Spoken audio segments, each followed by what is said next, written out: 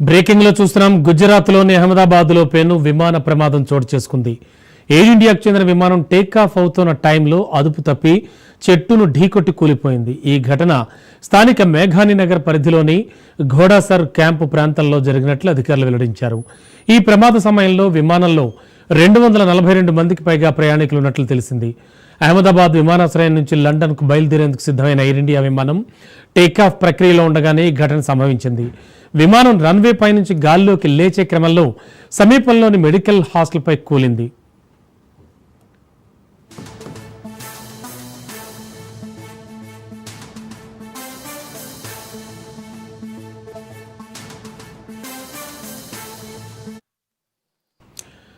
Medical hostel భవనంపై విమానం కూలింది. ఈ ఘటనలో పలువురు దాదాపుగా 20 మందికి పైగా మెడికో విద్యార్థులు మృతి చెందారు. ఇక పలువురు విద్యార్థులు గాయపడ్డారు. భోజన సమయం కావడంతో మెడికోస్ అంతా హాస్టల్లోనే ఉన్నారు. భవనాలకు అంటుకున్న మంటలు నార్పిన అగ్నిమాపక సిబ్బంది ఈ ప్రమాద వార్త తెలియగానే విమానాశ్రయ అధికారులు, సహాయక బృందాలు హుటాహుటిన ఘటనా స్థలికి చేరుకున్నాయి. ప్రస్తుతం సహాయక చర్యలు కొనసాగుతున్నాయి.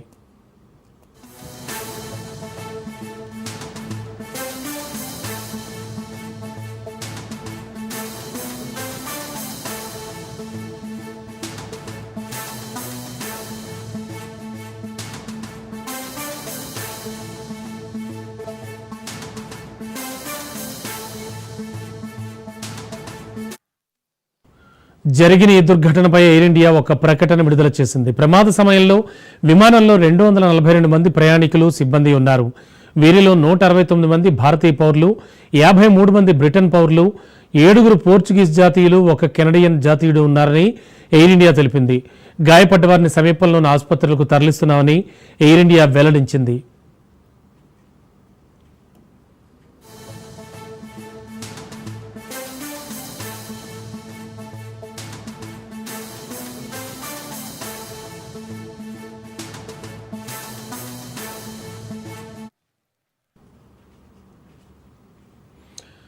ఇక భారత్లో గతంలో అనేక విమాన ప్రమాదాలు జరిగాయి. అందులో ప్రధానమైంది 1978 జనవరి 1న జరిగిన విమాన ప్రమాదం. ముంబైలో టేకాఫ్ అయిన ఎయిర్ ఇండియా 747 విమానం సముద్రంలో కూలిపోయింది. 213 మంది ఇందులో మరణించారు. ఆ తర్వాత 1985 జూన్ 23న మాంట్రియల్ నుంచి లండన్, ఢిల్లీకి వెళుతున్న ఎయిర్ ఇండియా ఫ్లైట్ 182 బాంబు పేల్చడం వల్ల అట్లాంటిక్ మహాసముద్రంలో కూలిపోయింది.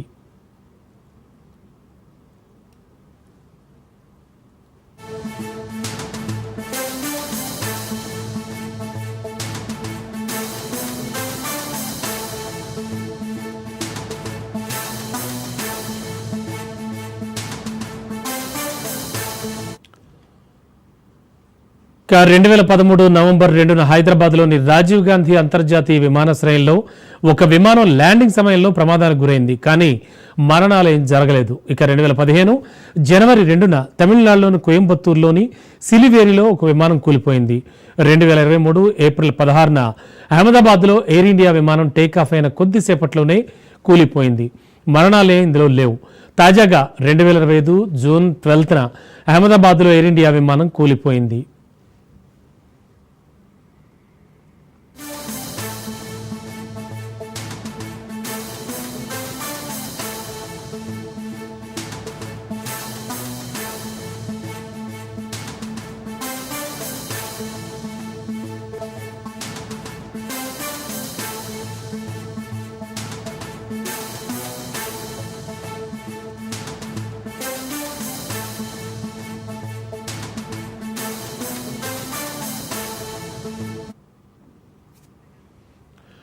పైలట్ లోపాలు, సాంకేతిక కారణాలు, వాతావరణ కారకాలు, మానవ కారకాలు, భద్రతా లోపాలు విమాన ప్రమాదాలకు ప్రధాన కారణాలవుతున్నాయి. పైలట్ల నిర్లక్ష్యం, తప్పుడు నిర్ణయాలు ఈ ప్రమాదాలకు కారణం కూడా కావచ్చు. విమానాల్లో సాంకేతిక లోపాలు, విమాన భాగాలు విఫలం కావడం ఈ ప్రమాదాలకు దారితీయచ్చు. తుపానులు, పిడుగులు, అలాగే చెడు వాతావరణం ప్రమాదాలకు కారణం అవుతూ ఉంటుంది. తప్పుడు ప్రొసీజర్లను అనుసరించడం, తప్పుడు సమాచారం ఇవ్వడంతో యాక్సిడెంట్స్ జరిగే ఛాన్స్ ఉంది. అలాగే భద్రత కట్టుబాట్లను పాటించకపోవడం, భద్రత పరికరాలు సరిగ్గా లేకపోవడం వల్ల, వాడకపోవడం వల్ల కూడా పెను ప్రమాదాలకు దారితీయవచ్చు.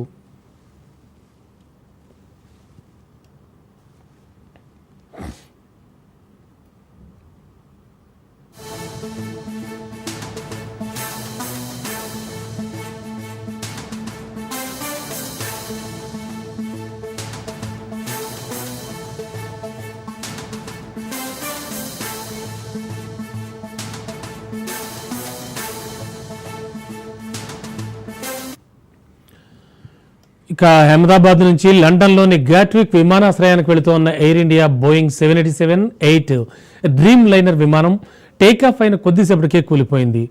A171 విమానం 242 మంది ప్రయాణికులతో ఉండగా విమానాశ్రయం నుండి బయలుదేరిన కొన్ని నిమిషాలకే కుప్పకూలింది.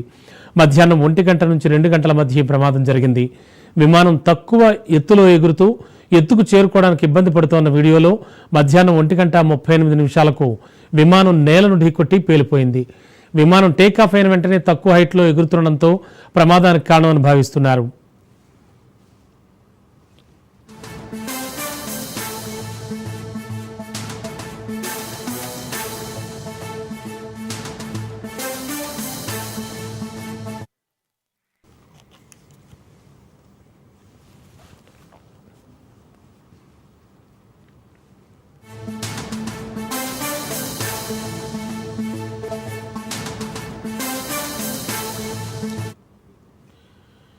ప్రాథమిక సమాచారం ప్రకారం చూస్తే విమానం అకస్మాత్తుగా 825 అడుగుల ఎత్తు నుంచి కిందకు పడిపోయింది.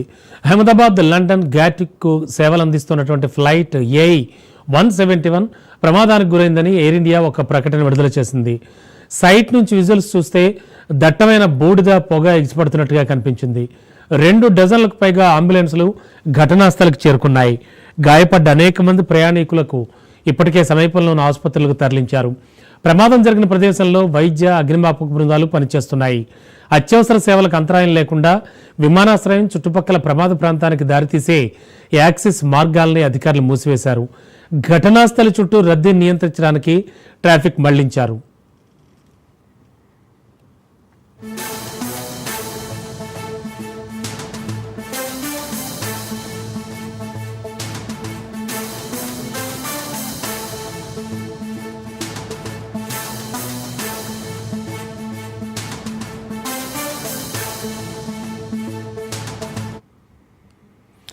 పౌర విమానయాన మంత్రిత్వ శాఖ పరిస్థితిని నిశితంగా పర్యవేక్షిస్తోంది. ఘటన జరిగిన వెంటనే కేంద్ర విమానయాన శాఖ మంత్రి రామ్మోహన్ నాయుడు ఒక ప్రకటన విడుదల చేశారు. అహ్మదాబాద్లో జరిగిన విమాన ప్రమాదం గురించి తెలిసి షాక్ అయ్యానని రామ్మోహన్ నాయుడు తెలిపారు. అత్యంత అప్రమత్తంగా పరిస్థితిని పరిశీలిస్తున్నామన్నారు. వ్యక్తిగతంగా పరిస్థితిని పర్యవేక్షిస్తున్నానన్నారు. రెస్క్యూ టీం సిద్ధంగా ఉన్నాయి. వైద్య సహాయాన్ని బాధితులకు అందిస్తున్నామన్నారు.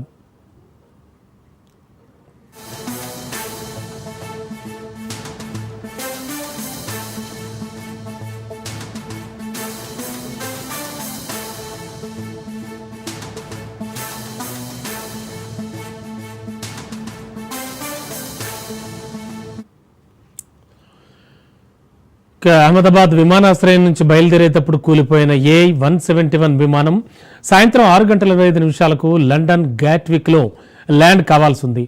ఎయిర్ ఇండియా యాజమాన్యంలోని టాటా గ్రూప్ ఒక ప్రకటన విడుదల చేసింది. Air India chairman N Chandrasekaran మాట్లాడారు. అహ్మదాబాద్ లండన్ గాట్విక్లో నడుస్తున్న ఎయిర్ ఇండియా ఫ్లైట్ 171 ఈరోజు విషాదకరమైన ప్రమాదంలో చిక్కుకుందని చెప్పడానికి చింతిస్తున్నారన్నారు. ఈ ఘటనలో ప్రభావితమైన వాళ్ళందరినీ ఆ కుటుంబాలన్నింటికీ కూడా ప్రగాఢ సానుభూతి తెలియజేశారు ఆయన.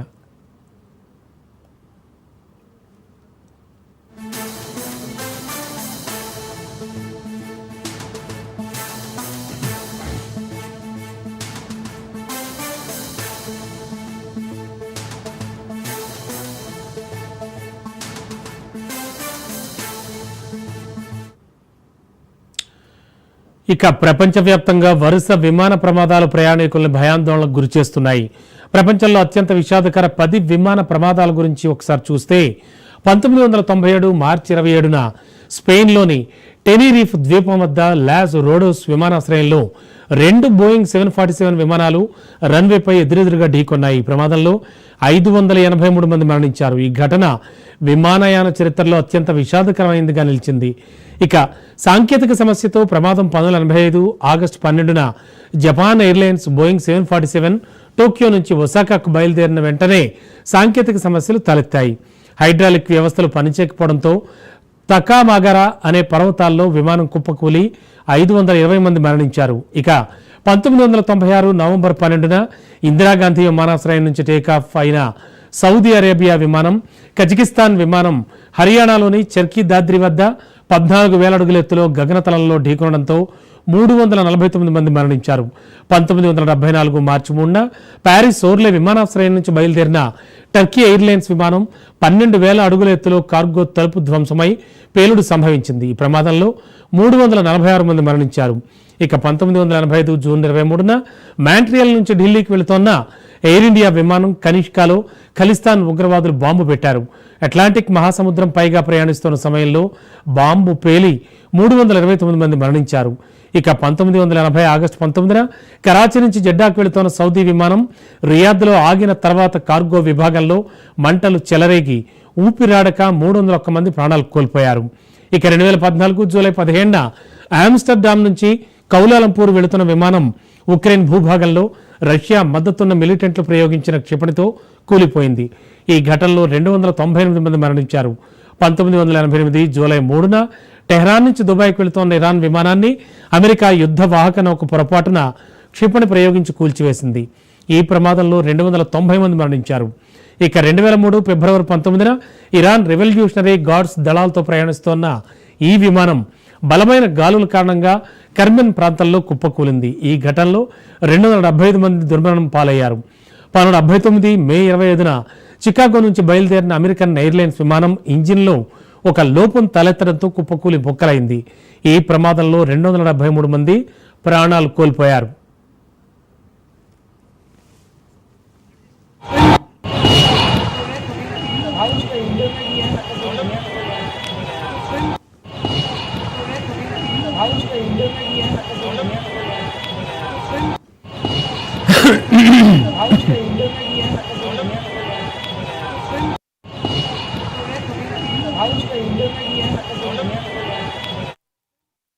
రెండు 2024 మధ్య 26 బోయింగ్ విమాన ప్రమాదాలు జరగ్గా అందులో దాదాపు 10,000 మంది మరణించారు.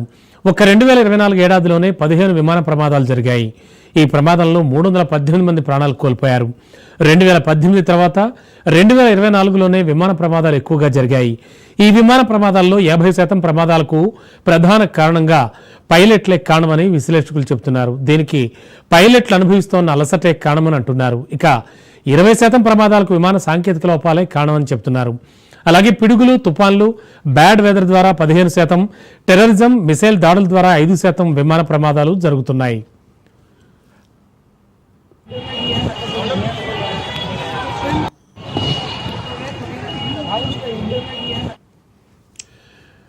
మొత్తానికి అహ్మదాబాద్ విమాన ప్రమాదం మాత్రం చాలా దుర్ఘటనగానే భావిస్తూ ఉన్నారు. మొత్తం ఓవరాల్గా 133 మంది దాటి కూడా మరణాల సంఖ్య తెలుస్తోంది. మృతుల సంఖ్య మరింత పెరిగే అవకాశం ఉందని కూడా అధికారులు వెల్లడిస్తూ ఉన్నారు. ఓవైపు సహాయక చర్యలు, అలాగే వాళ్ళకి అందాల్సిన ట్రీట్మెంట్ కావచ్చు, అలాగే అక్కడ పదుల సంఖ్యలో మొత్తానికి అక్కడ అంబులెన్సులు కూడా వారందరినీ కూడా ఒక చోటకి ఆసుపత్రికి తీసుకెళ్తూ ఉన్నాయి. మొత్తానికి ఇక్కడ సిచ్యువేషన్ అంతా చాలా భీతావహంగా ఉంది. ఇక ఇదే అంశానికి సంబంధించి మరింత అదనపు సమాచారం అలాగే విశ్లేషణ అందించడానికి మా కరెస్పాండెంట్ రత్న కుమార్ సిద్ధంగా ఉన్నారు. రత్న, యాక్చువల్గా విమాన ప్రమాదానికి కారణాలు ఏమైనా ప్రధాన కారణాలు తెలియవచ్చాయా? కేవలం 5 నిమిషాల గ్యాప్లోనే కూలిపోవడం జరిగింది ఒక చెట్టును ఢీకొని. అంటే దీన్ని ఎలా చూడాలి? గతంలో జరిగిన విమాన ప్రమాదాల లిస్టు చూస్తే కనుక వాటికి సిమిలర్గా సైమల్టేనియస్గా జరిగిందా? అండ్ మరో ముఖ్యమైన విషయం కూడా ఏమిటంటే, ఏ విమాన ప్రమాదం జరిగినా దగ్గర 300 మంది వరకు కూడా చనిపోతూ వస్తున్నారు. సో ఈ నేపథ్యంలో ఏం చెప్పుకోవచ్చు ఈ విమాన ప్రమాదానికి సంబంధించి? మీ దగ్గర ఉన్న ఇన్ఫర్మేషన్ ఏంటి? వాస్తవానికి 1970 కాలం తర్వాత ఇంత పెద్ద మొత్తంలో ప్రాణ నష్టం సంభవించినటువంటి ప్రమాదం అనేది విమాన ప్రమాదం అనేది ఇదే అని చెప్పాలి. మొత్తం 242 మంది విమానంలో ప్రయాణిస్తుంటే ఎప్పటి వరకు ఒక్కళ్ళు కూడా బ్రతికి ఉన్నారు అనేటువంటి సమాచారం అనేది లేకుండా పోయింది. అయితే మనకు తాజాగా అందుతున్నటువంటి సమాచారాన్ని బట్టి 140 వరకు ఇప్పటి వరకు ప్రాణాలు కోల్పోయారు అనేది ఒక అంచనా అనేది గత కొద్దిసేపటి క్రితమే 133 మంది చనిపోయేటటువంటి సమాచారం ఉన్నప్పటికీ కూడా ఈ మృతుల సంఖ్య అనేది నిమిషానికి పెరుగుతూనే ఉంది. హాస్పిటల్స్కి వస్తున్నటువంటి డెడ్ బాడీస్ సంఖ్య అనేది పెరుగుతూనే ఉంది. మొత్తం ఇప్పుడు 140 మంది చనిపోయినట్లు కూడా ఒక సమాచారం అనేది అందుతూ ఉంది. అయితే ప్లేన్లో 242 మంది ప్రయాణికులు ఉంటే ఇక్కడ ఎప్పుడైతే ప్లేన్ క్రాష్ అయిందో క్రాష్ అయినటువంటి ప్రాంతంలో అదొక మెడికల్ కాలేజీకి సంబంధించినటువంటి ప్రాంగణం అని చెప్తూ ఉన్నారు. సో అక్కడ అప్పటికి మనం విజువల్స్లో కూడా చాలా జాగ్రత్తగా గమనించినట్లయితే చాలామంది డైనింగ్ చేస్తున్నటువంటి పరిస్థితి ఉంది. భోజనం సమయం ఖచ్చితంగా 1:30 ప్రాంతంలో ఈ యొక్క ఇన్సిడెంట్ చోటు చేసుకోవడంతో ప్రతి ఒక్కళ్ళు అక్కడ ఉన్నటువంటి మెడికల్ విద్యార్థులందరూ కూడా భోజనాలు చేస్తున్నటువంటి సమయం. అదే సమయంలో ఒక్కసారిగా లోపలికి కూలిపోయినటువంటి విమానం బిల్డింగ్ మొత్తాన్ని కూడా ధ్వంసం చేసింది. ఆ సందర్భంలోనే ఇప్పుడు దాదాపు 25 మంది మెడికోలు ప్రాణాలు కోల్పోయారు అనేది ఇప్పటి వరకు వేస్తున్నటువంటి ఒక అంచనా. ఇక మొత్తం ఈ ఇన్సిడెంట్లో ఇప్పటి వరకు 140 మంది చనిపోవడంతో అసలు ప్లేన్లో ఉన్నవారు ఎంతమంది చనిపోయారు, ఆ మెడికల్ కాలేజీకి సంబంధించి అక్కడ డైనింగ్ హాల్లో పరిసర ప్రాంతాల్లో ఆ కాలేజీకి సంబంధించినటువంటి మెడికోలు ఎంతమంది చనిపోయారు అనేది ఒక స్పష్టత రావాల్సి ఉంది. ఏది ఏమైనప్పటికీ ఒక్క సెకండ్ ప్రస్తుతానికి ఫ్లైట్ యాక్సిడెంట్కి సంబంధించి కావచ్చు విదేశాంగ ప్రతినిధి రణ్వీర్ జైస్వాల్ మీడియాతో మాట్లాడుతున్నారు. లైవ్లో చూద్దాం.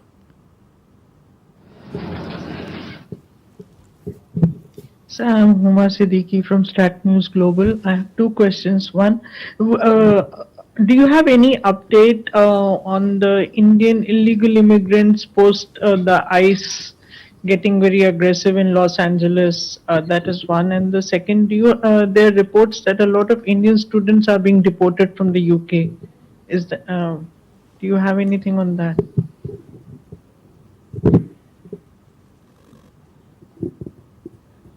Yes. So Kunal Dutt here from PTI. My question essentially is on the volatility in California, especially the Los Angeles, where we are seeing for the past couple of days the crackdown by the Trump administration. Is India monitoring the situation, given the fact that on the West Coast a lot of Indian communities living? Has any Indian family reached out to the consulate or the embassy in the United States? And number two, everybody is asking two questions. I would really urge that please keep your questions to one so that we can give chance to everybody, and I am also in a position to answer all the questions because I have to take down in detail. So my request, please ask one question each. Okay. Should I get second question? अगली दफा कर लेना. Okay. So I have only one question. हाँ, Ajay. Jaswal sir, Ajay Banerjee from the Tribune this side. Sir, when the Prime Minister goes to Canada, will there be, I'm just citing what you have said in this briefing in the past, that we have asked Canada to take action against illegal immigrants, gangsters, you name some of those, we name some of those, living in Canada. Will that matter of gangsters living in Canada be raised again with Canada? Gautam. Sir, Gautam Bahri, disturbing reports are coming out from Bangladesh that Rabindranath Tagore's, one of the ancestral house, which was actually converted to a museum, has been ransacked on a very silly excuse. So whether Government of India has taken note of it, because Rabindranath Tagore is written the two national anthems for both the countries. So it's really a shameful. And if you allow me just to add, I know that, I will add those. Okay, we have 5 questions, or I would say 7, 8 questions, so please. Keshav, first, the situation in West Asia. Obviously, we are following the developments very closely. And yes, we have a large diaspora population in that region. Our embassies all across the region, they are in touch with our community members and also guiding them on their safety and security. If we have any more updates to share with you, we will surely do. On your question, on the talks telephone conversation between leaders of Canada and India. See, we have put out a detailed press release, as also we have through other mediums informed you as to what was discussed, essentially, again, while I was answering the question earlier on Canada, I said both leaders have discussed and reflected upon the bilateral ties. How do we take it forward as the next step or reset it? So obviously, when we get another chance to talk about our relations, these things would be very important as to what is the path forward for India-Canada ties.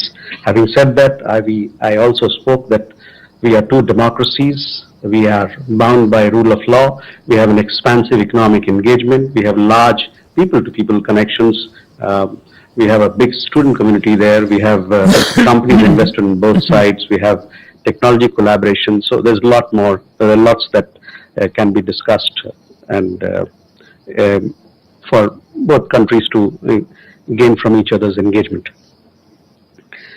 Megha, on anti-India activities, whether it is Canada or anywhere else, we have made our point very clear, and our security concerns are important for us, and we expect our international partners to take into account our concerns and act accordingly.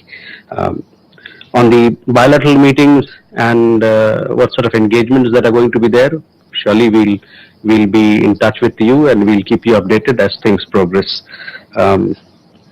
On the invitation part, I think I would urge you to be better informed as to who are the people who are invited. Yes, ఇక అహ్మదాబాద్ నుంచి లండన్లోని Gatwick విమానాశ్రయానికి వెళ్తున్న Air India Boeing 787-8 Dreamliner విమానం takeoff అయిన కొద్దిసేపటికే కూలిపోయింది. A171 విమానం 242 మంది ప్రయాణికులతో ఉంది. విమానాశ్రయం నుంచి బయలుదేరిన కొన్ని నిమిషాలకే కుప్పకూలింది. మధ్యాహ్నం 1 గంట నుంచి 2 గంటల మధ్య ఈ ప్రమాదం సంభవించింది. విమానం తక్కువ ఎత్తులో ఎగురుతూ చేరుకోవడానికి ఇబ్బంది పడుతున్న వీడియోలో మధ్యాహ్నం 1:38 నుంచి దాదాపుగా 1:43 మధ్యలో విమానం నేలను ఢీకొట్టి పేలిపోయింది. ఇక విమానం టేకాఫ్ అయిన వెంటనే తక్కువ హైట్లో ఎగురుతుండడంతో ఈ ప్రమాదానికి అసలు కారణం అని భావిస్తున్నారు.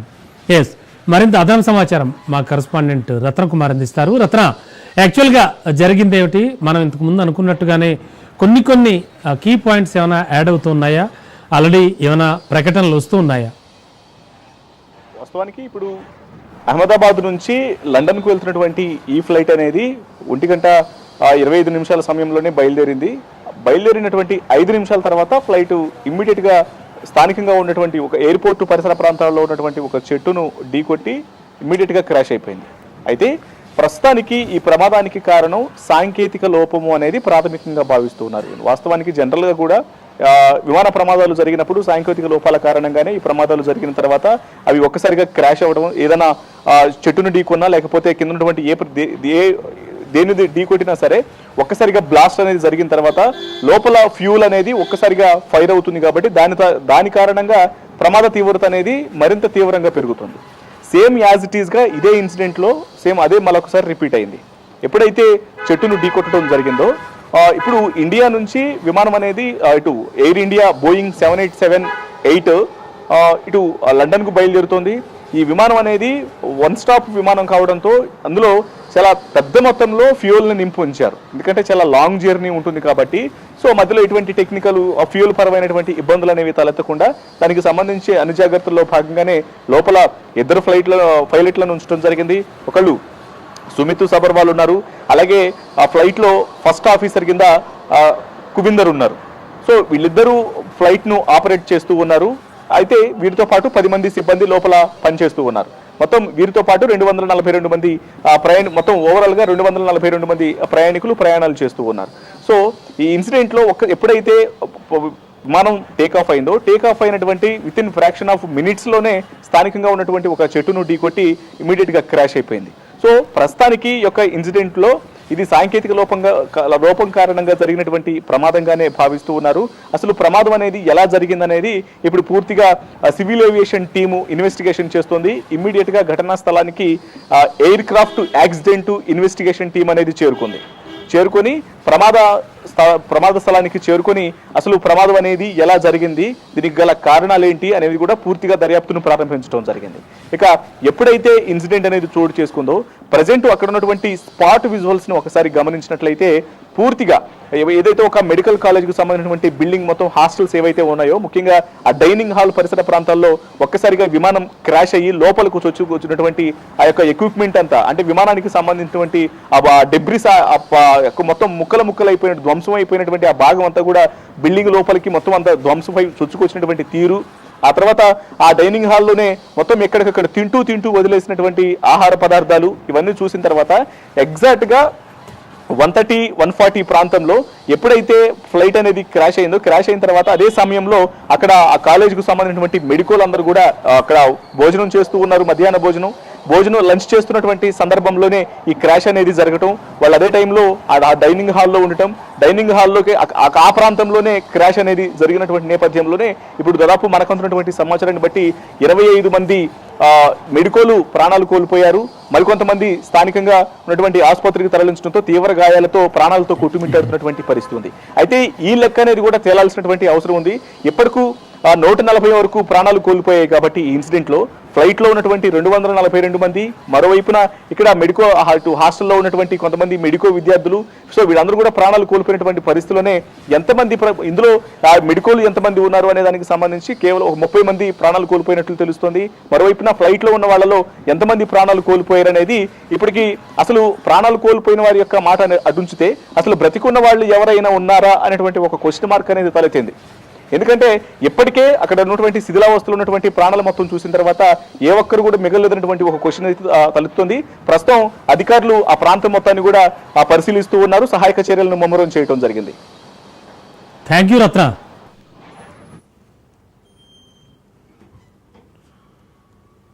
ఇవి